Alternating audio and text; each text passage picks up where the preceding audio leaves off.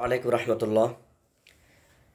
প্রিয় দর্শক, আজকে আপনাদেরকে আইয়ুব আলাইহিস সালাতু ওয়াস সালামের একটি মর্মান্তিক ঘটনা আপনাদেরকে শেয়ার করব।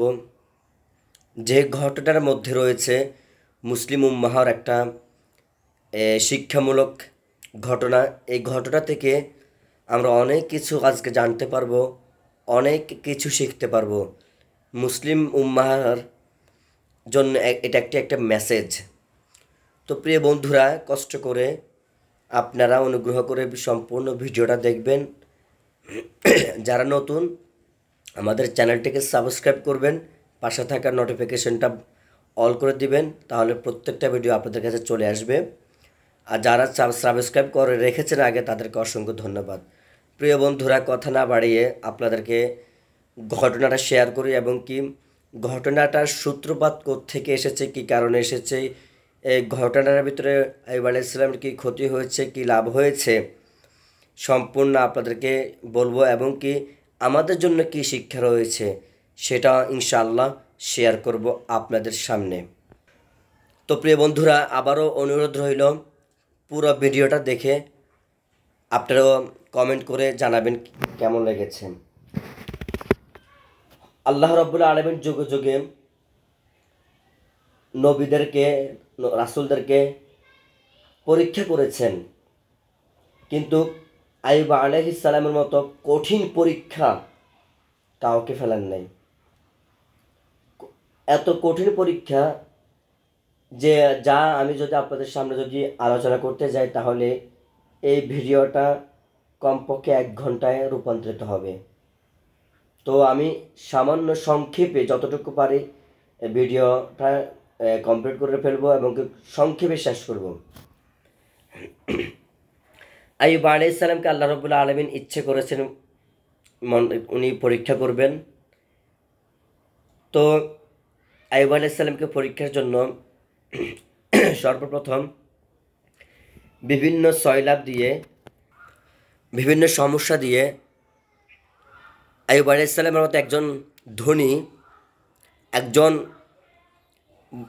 শিল্পপতি, যিনার টাকা পয়সা, ধন সম্পদ কোনো কিছুর অভাব নেই, উনি হচ্ছে বড় এক ধরনের একটা বিজনেসম্যান, যেটাকে বলা হয় ব্যবসায়িক, বিশাল ধরনের একটা ব্যবসায়িক, যেটা আমরা বলি বাংলাদেশের ভিতরে যারা সবচাইতে বড় ধনী, তখন উনি ছিল, এবং ওনার অনেক অবস্থা ভালো ছিল। তো আল্লাহ রাব্বুল আলামিন ওনাকে পরীক্ষা করেছেন। পরীক্ষার কেন করেছেন এই ঘটনা বলতে গেলে অনেক সময় আমরা এতটুকু না বলি, শুধু এটাই বলি, আল্লাহ পরীক্ষা যখন করার ইচ্ছে পোষণ করলো, তখন আস্তে আস্তে ওনার ব্যবসায়ী যেগুলো আছে এগুলো আস্তে আস্তে ধ্বংস করে দিল। এরপরে ধ্বংস করে দেওয়ার পরে ওনার 2টা উঠান ছিল, এগুলো সমস্যার সৃষ্টি করলো। এরপর আস্তে আস্তে ক্রমান্বয় করতে করতে করতে করতে অনেক ঘটনা, অনেক কিছু করার পরে ওনার জায়গা সম্পদ সব কিছু একদম শেষ হওয়ার পথে বসায় দিয়েছে আল্লাহ রাব্বুল আলামিন। ওনার বিবিরা যারা ছিল, স্ত্রীরা যারা ছিল, ওনারাও একে একে চলে গেছে। এরপর ওনার সন্তান সন্ততিদেরকে আল্লাহ রাব্বুল আলামিন নিয়ে গেছেন। অনেক দিন অতিবাহিত হওয়ার পর যখন সন্তান সন্ততি নিয়ে গিয়েছে আল্লাহ রাব্বুল আলামিন, স্ত্রীরাও চলে গিয়েছেন, এবং উনার সমস্ত ধন সম্পদগুলো আল্লাহ নিয়ে গেছেন। এই আমত অবস্থায় শুধু একজন স্ত্রী উনার পাশে ছিল, যিনি উনার হযরত আইয়ুব আলাইহিস সালামকে খুব ভালোবাসতেন, স্বামী ভক্ত ছিলেন। আর ওই স্ত্রীর নামটা হচ্ছে বিবি রহিমা। সবাই চলে গিয়েছে, সব বিবিরা চলে গিয়েছে, বন্ধু বান্ধব আত্মীয় স্বজন সবাই ওনাকে ছেড়ে চলে গিয়েছে। ওনার নাই টাকা পয়সা, নাই ধন সম্পত্তি, নাই কোনো কিছু, একদম নিঃস্ব মানুষ, ওনাকে ছেড়ে চলে গিয়েছে। কিন্তু বিবি রহিমা চলে যান নাই। হঠাৎ করে আল্লাহ রাব্বুল আলামিন আইয়ুব আলাইহিস সালামকে এমন একটা কঠিন রোগ দিয়েছেন, যার না আছে চিকিৎসা, না আছে কোনো ব্যবস্থা, না আছে কোনো ট্রিটমেন্ট। এমন একটা রোগ দেখা দিয়েছে যে রোগটা কেউ ধরার মতো সে ডাক্তার কবিরাজ কোনো কিছুই ছিল না। শেষ পর্যন্ত গ্রামের মানুষ বা সব ইয়েতে কী করবে, তো পরে একটা নির্জন স্থানে উনি চলে গিয়েছে। উনার সাথে উনার স্ত্রী বিবি রহিমাও উনার হাত ধরে চলে গিয়েছে একটা নির্জন স্থানে, যেখানে নেই কোনো মানুষ, নেই কোনো মানুষের চলাচল, স্তব্ধ একটা জায়গার মধ্যে। এমন একটা রোগ ধরেছে, না পারতেছে কাউকে বলতে, না পারতেছে সহ্য করতে। শুধু একটা উদাহরণ দিই, আমার আর আপনার যদি সাপোজ আপনার অনেক ধন সম্পদ, আল্লাহ যদি আপনার সম্পদগুলো, ধন সম্পদগুলো নিয়ে যায়, আপনি কতটা ভেঙে পড়বেন, কতটা কষ্ট লাগবে। আপনার সন্তানদেরকে যদি আল্লাহ নিয়ে যায়, তখন দুইটা আঘাতে আপনার থেকে কেমন লাগবে। এরপরও আপনার স্ত্রী যদি আপনার কাছ থেকে চলে যায়, এ তিনটা জিনিস আপনার গায়ের মধ্যে লাগলে আপনার কেমনটা লাগবে।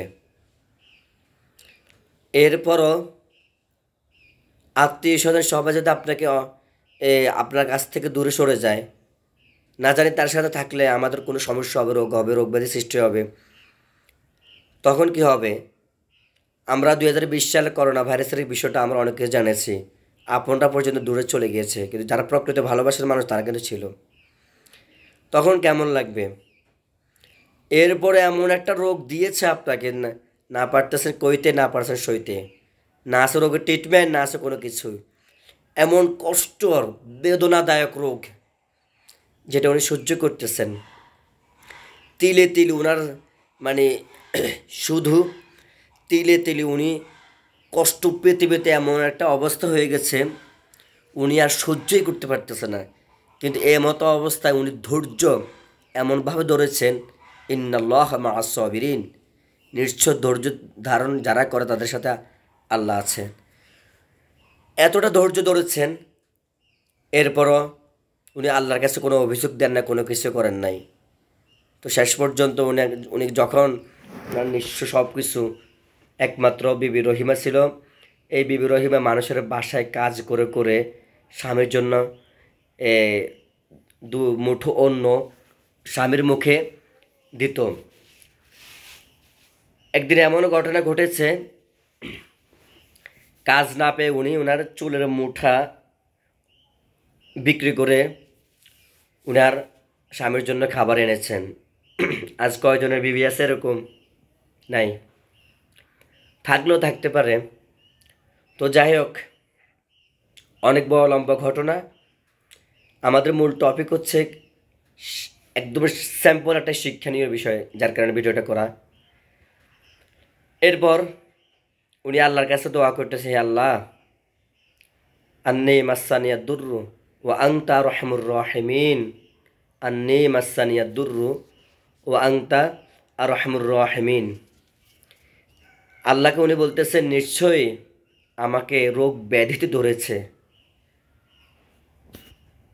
আমাকে রোগ ব্যাধিতে ধরেছে, আর আপনি দয়ালুদের মধ্য থেকে সর্বশ্রেষ্ঠ দয়ালু।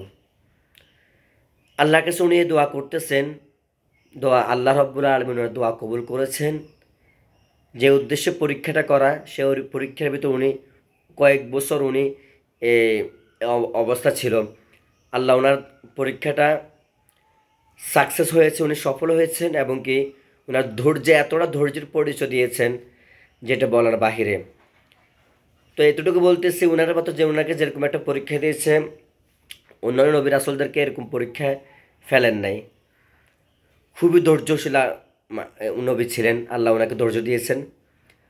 সে পরে আল্লাহ রাব্বুল আলামিন ওনাকে বলতেছে, হে আইয়ুব, আপনার পা দিয়ে মাটিতে একটা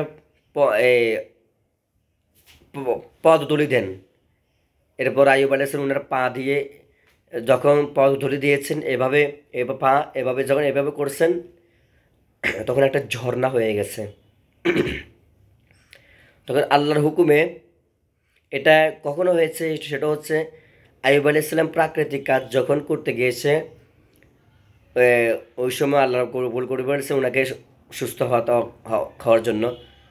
এরপর যখন পদধূলি দেওয়ার পরে যখন ঝর্ণা হয়েছে, তখন আল্লাহ বলতেছেন তুমি এখানে গোসল করে নাও। আইয়ুব আলাইহিস সালাম গোসল করার সাথে সাথে আগের মতো একদম সুস্থ সবল, একদম সুপুরুষ হয়ে গেলেন।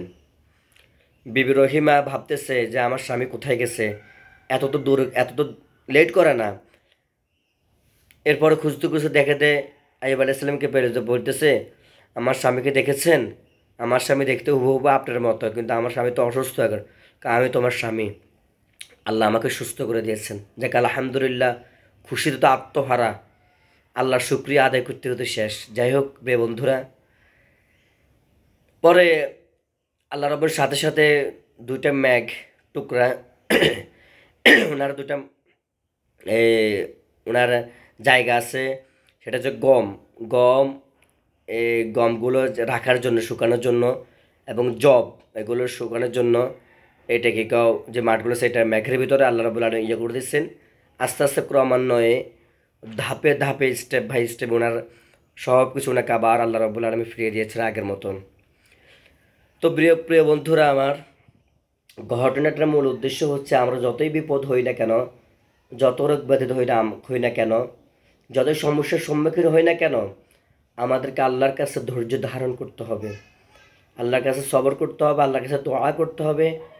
হয়তো বা আপনার এই বিপদ কারণে আল্লাহ আপনাকে অনেক পুরস্কার দান করবেন। আইয়ুব আলাইহিস সালাম উনি পরীক্ষার মধ্যে সফলতা অর্জন করেছেন, কঠিন পরীক্ষা থেকে আল্লাহ রাব্বুল আলামিন তার সাথে ডাবল ওনাকে ধন সম্পদ এবং অনেক কিছু ওনাকে দান করেছেন। তো বিপদ আপদ বালা মুসিবত যত কিছু হোক না কেন, আল্লাহকে সবর ধরতে হবে, ধৈর্য ধরতে হবে। আর আমাদেরকে এই আমলটা যেমন করতে হবে, আন্নি মাসানিয়া দুর্রু ওয়া আনতা রহমুর রাহিমিন, আন্নি মাসানিয়া দুর্রু ওয়া আনতা রহমুর রাহিমিন।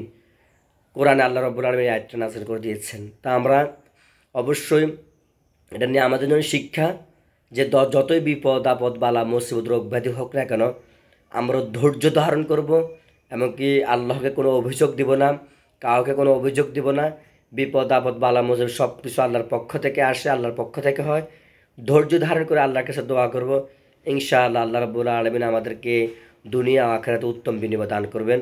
এমনকি যা বিপদের সময়, রোগ ব্যাধির সময় আমরা এই দোয়াটি পড়ি, আন্নি মাসানিয়া দুর্রু ও আনতা রহমুর রাহিমিন। প্রিয় বন্ধুরা, ভালো লাগলে আমাদের চ্যানেলটি সাবস্ক্রাইব করবেন, পাশে থাকবেন।